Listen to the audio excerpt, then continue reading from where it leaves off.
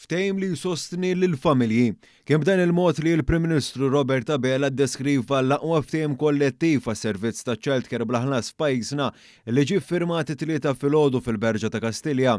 Dan il-ftehim se jara investiment bla preċedent fis-servizz ta' xejn inqas minn €250 miljun fuq medda ta' 4 snin. Ir-rata taż-żieda allura fuq ftehimiet preċedenti hija waħda qawwija.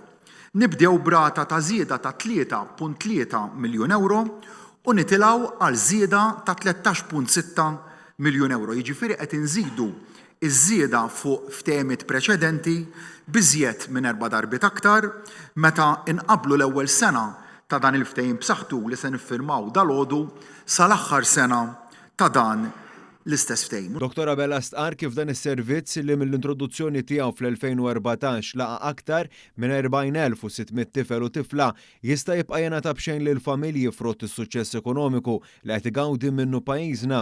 Fil-fatt tal-kuntrarju ta' pajjiżi oħrajn li jagħtu biss servizz limitat ta' ftit sigħat fil-ġimgħa, f'Malta il-Gvern jiffinanzja mal-210 sigħat fix-xahar ta' childcare bl-aħlas jew aktar minn 50 siegħa fil-ġimgħa lil kull wild. Din l-iskema rat ukoll żieda qawwija fl-ammont ta' nisa li daħlu fid-dinja tax-xogħol filwaqt li wliedhom baqgħu jieħdu trobbija tal-ogħla livell fejn anke ssaħħew diversi ħiliet ta' tfal li jattendu.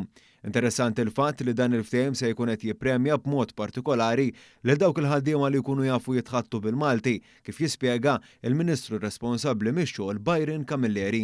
Waħda mill-punti importanti ta' dan il-ftehim hija illi ħanatu inċentiv lil dawk il-ħaddiema li jitkellmu l-Malti.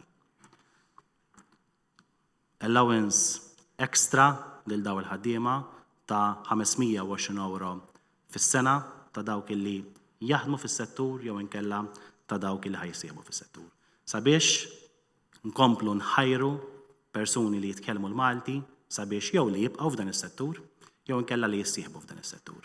Dan il-punt irrefera wkoll għalih il-President ta' Childcare Providers Association, Simon Zammit, f'kumment li ta' l-One News wara ċ-ċerimonja tal-iffirmar tal-ftehim. Tal-ftehim huwa importanti ħafna għax qed ikompli jikkonsolida l-operat tagħna, qed jikkonsolida l-kwalità fil-trobbija bikrija tat-tfal, l-edukazzjoni bikrija u anke qed jikkonsolida wkoll il-ħaddiema tagħna. Il-ħaddiema tagħna jixirqilhom li jkunu rikonoxxuti għax-xogħol li qed jagħmlu u b'dan l-inċentiv ta' dan il-bonus li qed jingħata wkoll qed ngħinu lill-ħaddiema tagħna wkoll inkomplu nsaħħu l-lingwa Maltija. Preżenti għal dan il-ftehim kien hemm ukoll is-Segretarju Permanenti Ewlieni Tony Sultana, il-Chairperson tal-Jobs Plus Charmaine Cristiano, il-Chief Operations Officer tal-Kamra tal-Kummerċ għan Negozji Żaru Medji Andrew Aquilina u Elizabeth Parnis mill-Childcare Center Providers Association.